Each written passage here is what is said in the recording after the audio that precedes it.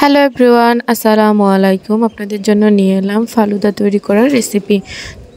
আশা করি আপনাদের ভালো লাগবে। অ্যান্ড যদি ভালো লেগে থাকে অবশ্যই লাইক কমেন্ট শেয়ার করবেন এবং আমার চ্যানেলে নতুন হলে প্লিজ সাবস্ক্রাইব করে পাশে থাকা বেল আইকনটি বাজিয়ে দেবেন। প্রথমে আমি নিয়ে নিলাম 1 প্যাকেট রাঁধুনি ফালুদা। নেক্সট, এই প্যাকেটে সম্পূর্ণ রেডি করা থাকে, প্যাকেটের গায়ে লেখাও থাকে কিভাবে আপনি তৈরি করবেন, তৈরি করার প্রসেস। দেন এই যে বড় একটা প্যাকেট আছে, এখানে লুডুস, সাবুদানা, এভরিথিং যা যা লাগে ফালুদা সব কিছুই আছে। অ্যান্ড দুটো জেলি প্যাকেট আছে। আমি প্রথমে জেলিটাকে তৈরি করে নিব। জেলিটাকে তৈরি করে নিতে হবে, দেন ঠান্ডা করতে হবে। তাই আমি প্রথমে ছুরি দিয়ে কেটে একটা প্যানে পানি বসিয়ে দিয়ে জেলিটাকে তৈরি করে নিচ্ছি। আপনারা ঠিক আমি যেভাবে তৈরি করছি এভাবে তৈরি করবেন। দেন প্যাকেটের গায়েও লেখা থাকে প্রসেসিং যে কিভাবে আপনারা তৈরি করবেন। আমি এখানে লেখা ছিল 1 কাপ পরিমাণ পানি দিতে, তো আমি অল্প পরিমাণে পানি দিয়েছি। আমি একটু জেলিটা নরমভাবে তৈরি করেছি। আপনারা যদি শক্ত করে তৈরি করতে চান তাহলে অবশ্যই আপনাদেরকে পানি কম দিতে হবে। যদিও প্যাকেটের গায়ে লেখা আছে 1 কাপ পরিমাণ, তাহলে অবশ্যই জেলিটা আরও অনেক বেশি নরম হবে। আমি একটু নরম করেছি, তাই 1 কাপের কম পানি দিয়েও আমার কিন্তু একটু নরম কম হয়েছে। সো এই বিষয়টা লক্ষ্য রাখতে হবে, আপনাদেরকেও একটু কম পানি দিয়ে তৈরি করতে হবে। অলরেডি আমার জেলিটা হয়ে গেছে। আমি একটা প্লেটে তেল ব্রাশ করে নিচ্ছি। জেলিটাকে প্লেটে সেট করব।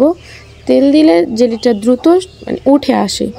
সো এই জন্যই আমি তেল ব্রাশ করে নিলাম দুটো জেলি তৈরি করার জন্য।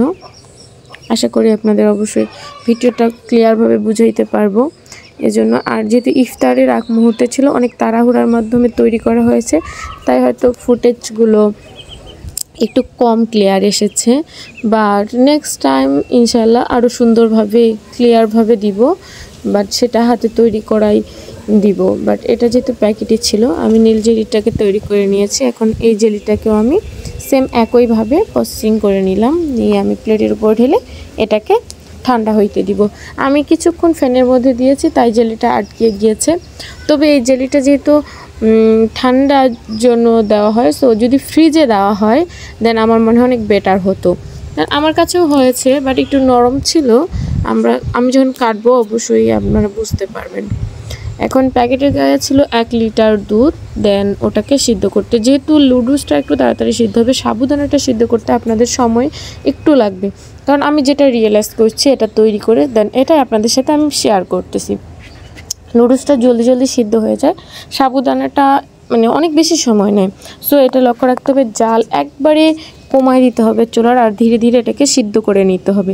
তো 1 লিটার দুধ ছিল, আমি মিনিমাম এখানে 1 লিটারের থেকে আরও অনেকটা বেশি দুধ নিয়েছি।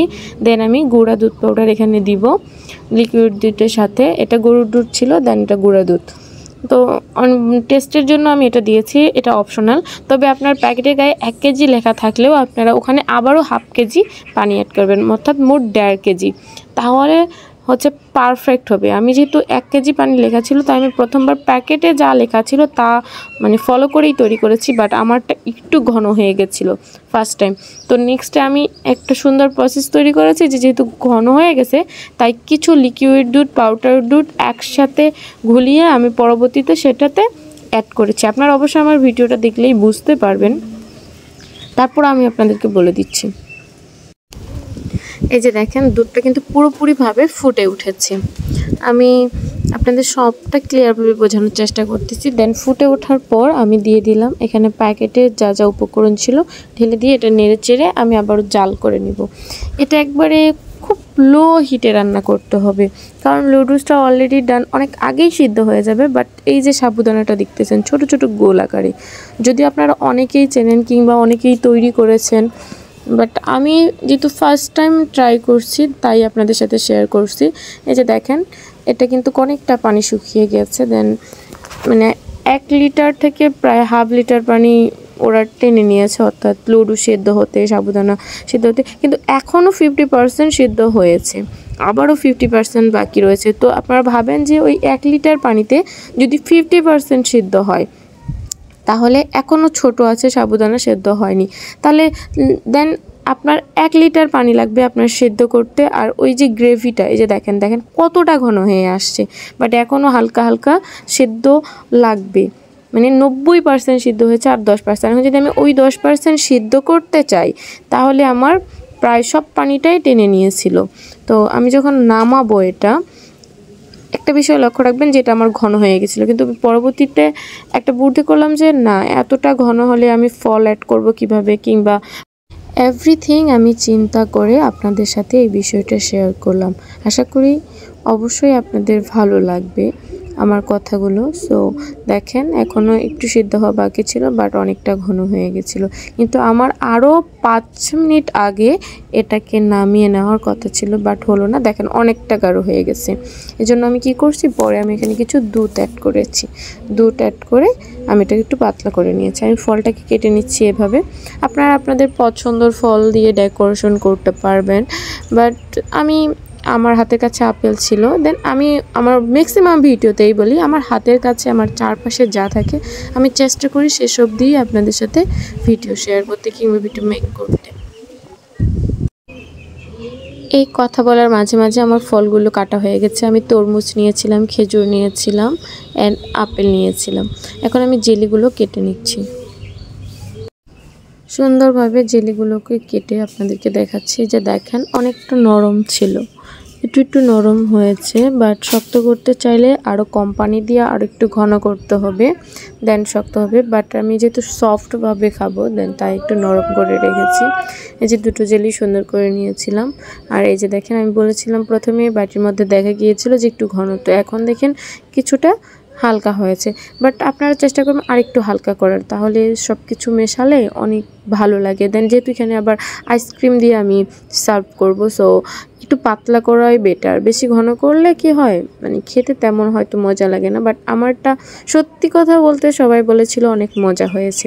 অনেক মনোযোগ দিয়ে একটা রান্না করতে হয়, দেন সেটা অবশ্যই টেস্টি হবে, মজাদার হবে ইনশাল্লাহ। তবে রান্নার প্রতি ভালোবাসা থাকতে হবে। রান্নার প্রতি যদি আপনার ভালোবাসা না থাকে, আপনি ইউটিউবে একটা ভিডিও দেখলেন, দেন ওটা মেক করার জন্য যা যা এভিডেন্স আছে আপনি সব কিছু হাতের কাছে নিয়েছেন, দেন তৈরিও করেছেন, কিন্তু সেটার প্রতি ভালোবাসা নেই, তাহলে কিন্তু হবে না রান্নাটা। সবসময় আমি একটা জিনিস রিয়েলাইজ করি যে কোনো কিছু করলে ভালোবাসা থেকে করতে হয়, অবশ্যই ভালো হয়। এই তো যেহেতু ইফতারের আগ মুহূর্তে আমি তৈরি করেছিলাম এসব কিছু, তাই ইফতারের সময় হয়ে গেছে। ঠিক তেমনভাবে ডেকোরেশন করতে পারিনি, তবে হাতের কাছে সময় থাকলে আরও সুন্দর করে ডেকোরেশন করতাম।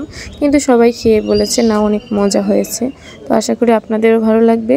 যদি ভালো লেগে থাকে তাহলে প্লিজ একটা সাবস্ক্রাইব করে পাশে থাকা বেল আইকনটি বাজিয়ে দিয়ে আমার পাশে থাকবেন। আর কেমন লাগলো অবশ্যই আমার কমেন্ট বক্সে জানাবেন। এই তো সবাই মিলে ইফতার করছে, ভাই মা সবাই। দেখা হবে নেক্সট ভিডিওতে। আল্লাহ হাফেজ। ততদিন অবধি ভালো থাকেন, সুস্থ থাকেন, সবার সাথে ইফতার করেন, রোজা করেন এবং এনজয় করেন এই রমজান মাসটা এবং ইবাদতে কাটান।